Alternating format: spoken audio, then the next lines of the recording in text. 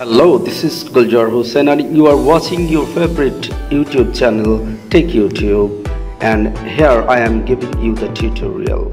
So dear friends, আজকে আরো একটা গুরুত্বপূর্ণ টিউটোরিয়াল নিয়ে আপনাদের মাঝে এসে উপস্থিত হলাম, আর সেটা হচ্ছে ডিরেক্টরেট অফ প্রাইমারি এডুকেশন অর্থাৎ প্রাথমিক শিক্ষা অধিদপ্তরের অধীন বাংলাদেশের সকল প্রাথমিক বিদ্যালয়গুলোতে প্রত্যেক প্রাথমিক শিক্ষকের কাছ থেকে ইনোভেটিভ আইডিয়া চাওয়া হয়েছে, যেটা প্রাথমিক শিক্ষার মান উন্নয়ন এবং প্রাথমিক শিক্ষার শ্রীবৃদ্ধির লক্ষ্যে অবশ্যই কাজে আসবে। সো আমরা প্রাথমিক স্কুল শিক্ষকরা এখন পড়ে গেছি মহা চিন্তায় যে এই ইনোভেটিভ আইডিয়াটা কি, ইনোভেটিভ আইডিয়া কিভাবে লিখতে হয়, আবার ইনোভেটিভ আইডিয়া লেখা তো শেষ হলো, এখন ইনোভেটিভ আইডিয়াটা কোথায় জমা দিব, কিভাবে জমা দিব। সো এই জন্যই ডিরেক্টরেট অফ প্রাইমারি এডুকেশন অর্থাৎ ডিপিই এই ওয়েবসাইটে যদি আপনারা যান তাহলে দেখতে পারবেন আইডিয়া বক্স বা ইনোভেটিভ আইডিয়া বক্স নামে একটি অপশন চালু করা হয়েছে। সো আপনাকে প্রথমে যে কাজটি করতে হবে, ইনোভেটিভ আইডিয়া জমা দেওয়ার জন্য এই আইডিয়া বক্সে গিয়ে আপনাকে প্রথমে রেজিস্ট্রেশন করতে হবে। রেজিস্ট্রেশন করার পরেই তবে আপনি আপনার ইনোভেটিভ আইডিয়াটি জমা দিবেন। সো আজকে আমরা শুরু থেকে দেখব কিভাবে ইনোভেটিভ আইডিয়া বা আইডিয়া বক্সে গিয়ে কিভাবে আপনি আপনার সেখানে রেজিস্ট্রেশন করবেন এবং আপনার ইনোভেটিভ আইডিয়া জমা দিবেন।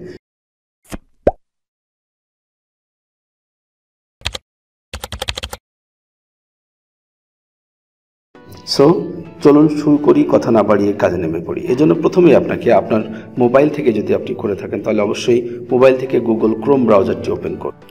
ক্রোম ব্রাউজারটি ওপেন হলে এর সার্চ বক্সে গিয়ে লিখুন ডিপিই লিখে যদি আপনি গো করেন বা সার্চ বাটনটিতে টাচ করেন তাহলে দেখবেন আপনার সামনে প্রথমে যে ওয়েবসাইটটি এসেছে সেটি হচ্ছে আমাদের প্রাথমিক শিক্ষা অধিদপ্তরের ওয়েবসাইট অর্থাৎ dpe.gov.bt। এই ওয়েবসাইটটির উপরে টাচ করুন।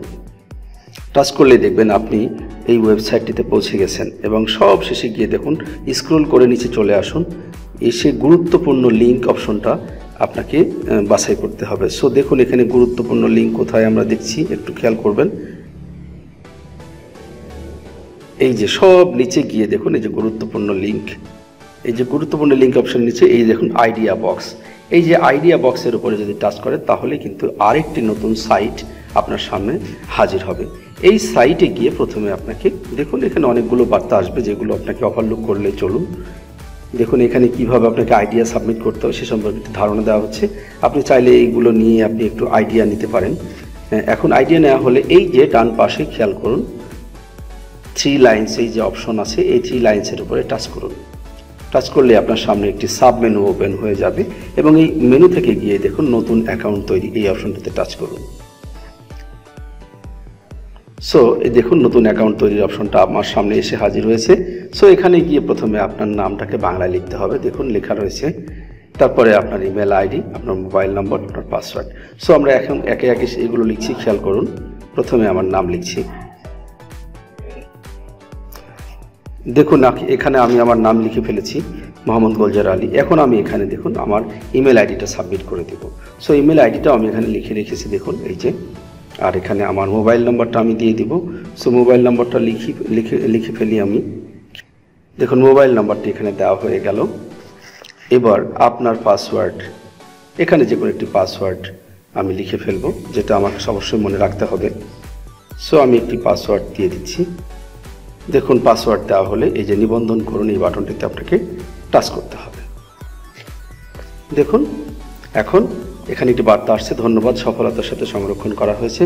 অর্থাৎ আমার পাসওয়ার্ড এবং আমার নাম, আমার মোবাইল নম্বর, আমার জিমেইল অ্যাড্রেস সব এখানে সাবমিট করা হয়েছে। আমি যে ইউজার আইডিটা দিলাম সেইখানে এইটা লিখতে হবে, অর্থাৎ আমার জিমেইলটা লিখতে হবে। সো এখানে আমি আমার জিমেইলটা বা ইমেইলটা দিয়ে দিব। দেখুন এটা দিয়ে দিয়েছি, আর পাসওয়ার্ডটা আমি দিয়ে দিচ্ছি, খেয়াল করবেন। দেখুন সমস্ত কিছু ঠিকঠাক মতো দিয়ে যদি লগ ইন অপশনটিতে টাচ করেন দেখুন আপনার আইডিয়া বক্সে আপনি সার্থক বা সফলভাবে কিন্তু রেজিস্ট্রেশন কমপ্লিট করে ফেলেছেন। আইডিয়া বক্সে নতুন করে অ্যাকাউন্ট তৈরি করার পরে আইডিয়া বক্সে লগ ইন করা হয়ে গেল। সো লগ ইন অবস্থায় এখন আপনাকে কি করতে হবে, আপনি চাইলেই আপনার এই যে আইডিয়া বক্সে যে আপনার প্রোফাইলটা এটাকে আপনাকে প্রথমে আপডেট করে নিতে হবে, কেননা অসম্পূর্ণ প্রোফাইল থেকে যদি কোনো আইডিয়া বক্সে ইনোভেটিভ আইডিয়া সাবমিট করা হয় তাহলে সেটা গ্রহণযোগ্য নাও হতে পারে। সো প্রথমে আমাদের দৃষ্টি থাকবে যে আমাদের আইডিয়া বক্সে যে অ্যাকাউন্ট আমার তৈরি হলো সেটাকে এখন প্রোফাইলে তথ্য এবং ছবি দিয়ে সেটাকে পরিপূর্ণভাবে আপডেট করে ফেলা। এই জন্য প্রথমে এই যে দেখুন বাম পাশে 3 লাইন্সের উপরে আমি টাচ করলাম। টাচ করার পরে এই যে আমার প্রোফাইল এই অপশনটাতে টাচ করলেই আপনার প্রোফাইল অপশনটা আপনার সামনে এসে হাজির হবে এবং এখানে আপনি এডিট করতে পারবেন। সো দেখুন এই যে প্রোফাইল ছবি পরিমার্জন না, প্রোফাইল তথ্য পরিমার্জনের জন্য এই তথ্যগুলো দিচ্ছে। সো আমি এখানে তথ্যগুলো দেখুন কী কী তথ্য দিতে বাকি আছে সেগুলো আমি এখন একে একে দিব। এই যে পদবি বাছাই করুন। সো পদবিতে আমি এখানে সহকারী শিক্ষক দিয়ে দিব, যেহেতু আমি একজন সহকারী শিক্ষক। যারা অন্য পদের থেকে ইনোভেটিভ আইডিয়া সাবমিট করতে চান তারা নিজস্ব পদগুলো এখানে দিয়ে দিবেন, বাছাই করে দেখবেন। সো আমি এখানে আমার পদটা দিয়ে দিচ্ছি, খেয়াল করবেন। এই যে সহকারী শিক্ষক, আপনি যদি প্রধান শিক্ষক হয়ে থাকেন তাকে প্রধান শিক্ষক দিবেন, ইউআরসি ইনস্ট্রাক্টর হয়ে থাকলে ইউআরসি ইনস্ট্রাক্টর দিবেন। সো যার যার পদবি সেটা এখানে সিলেক্ট করে দিবেন। এরপরে আসুন প্রতিষ্ঠান বা দপ্তরের নাম লিখুন। সো প্রতিষ্ঠান বলতে আমি কিন্তু আমার বিদ্যালয়ের পক্ষ থেকে করছি যেহেতু, সো এখানে আমি আমার বিদ্যালয়ের নামটা লিখে দিব। সো আমি এখানে আমার বিদ্যালয়ের নামটা লিখে দিচ্ছি, 67 নং রিফায়েতপুর সরকারি প্রাথমিক বিদ্যালয়। দেখুন রিফায়েতপুর সরকারি প্রাথমিক বিদ্যালয়ের আন্ডার থেকে যেহেতু আমি এই তথ্যটি সাবমিট করছি, সো এখানে আমার বিদ্যালয়ের নামটা দিয়ে দিলাম। এরপরে আসুন কর্মরত বিভাগ বা অধিদপ্তর বাছাই করুন। এটা আপনার কোন অধিদপ্তরের মধ্যে পড়ে সেটা লিখে দেবেন। দেখুন খুলনা, অবশ্যই খুলনা সিলেক্ট করলাম। এবার জেলায় বাছাই করব, জেলাটা কি? কুষ্টিয়া। দেখুন কুষ্টিয়া দিয়ে দিলাম। এবার উপজেলা দৌলতপুর দিয়ে দিলাম। সো এখন কিন্তু আমার প্রোফাইলটা প্রায় 100%, অর্থাৎ প্রোফাইলের তথ্যটা 100% দেওয়া হয়ে গেছে। সো আমি এখানে সংরক্ষণ করুন অপশনটাতে টাচ করলাম। দেখুন এখানে আবার সফলতার সাথে সংরক্ষণ হয়েছে এমন একটি বার্তা চলে আসছে। সো আমি আবার ওকে অপশনটাতে টাচ করলাম। চলে আসলাম আমাদের প্রোফাইলের তথ্য যেহেতু পরিমার্জন করা হয়ে গেছে। এবার আমাদের ছবি দেখব। ছবি দেখুন, খেয়াল করুন এই যে প্রোফাইল ছবি পরিমার্জন। দেখুন এখানে আমার কোনো ছবি সেট করা হয় নাই। সো আমি এখন ছবি সেট করব কিভাবে? এই যে ছবি বাছাই করুন এই অপশনটিতে টাচ করলেই আপনার মোবাইল থেকে লোকেশন দেখাতে বলবে, অথবা আপনি তাৎক্ষণিক ক্যামেরা দিয়ে ছবি তুলেও কিন্তু এখানে আপনি সাবমিট করতে পারেন। সো আমি দেখি যে আমার মোবাইলের মধ্যে গ্যালারিতে কোনো ছবি রয়েছে কিনা, থাকলে সেখান থেকে এই যে দেখুন আমি এই ছবিটাকে এখানে দিতে চাচ্ছি। সো দিয়ে যদি এখন সিলেক্ট, এই যে ডান কোনায় সিলেক্ট অপশনটিতে টাচ করলেই এটা কিন্তু এখানে সেট হয়ে গেল। এবং এখন যদি আমি সংরক্ষণ করি, এই যে সংরক্ষণ অপশনটাতে যদি টাচ করলেই এই মোবাইলের এই থেকে ছবিটি আমার প্রোফাইলে সংযোজন হয়ে গেল।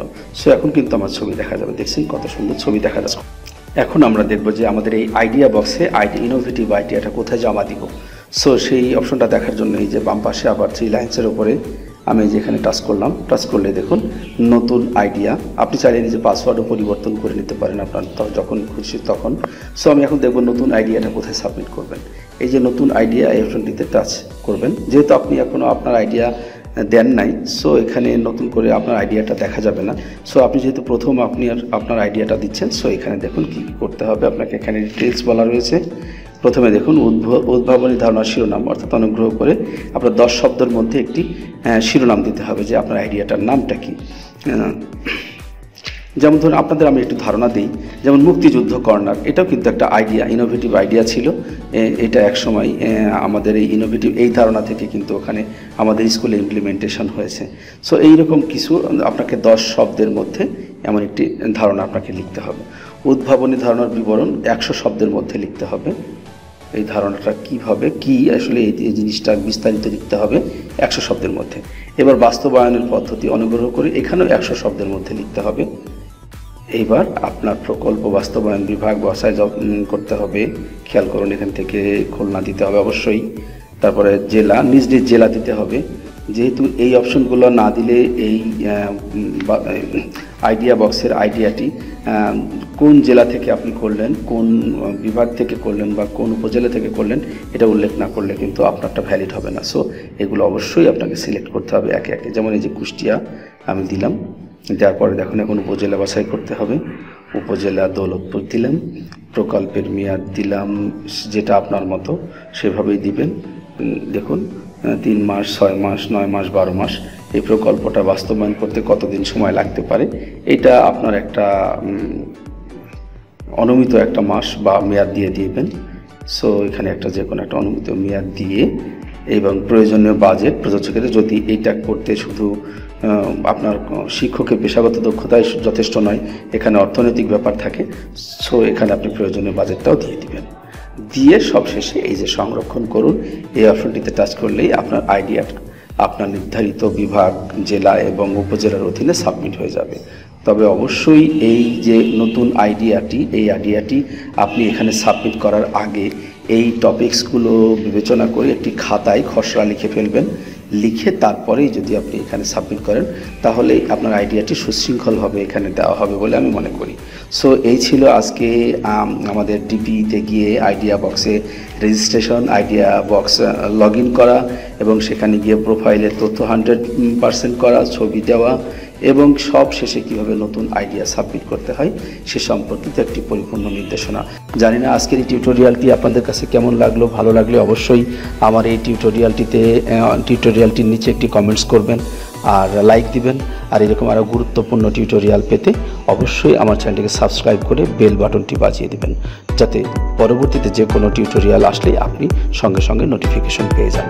সো আজকে এই পর্যন্ত, সবাই ভালো থাকবেন। আল্লাহ হাফেজ।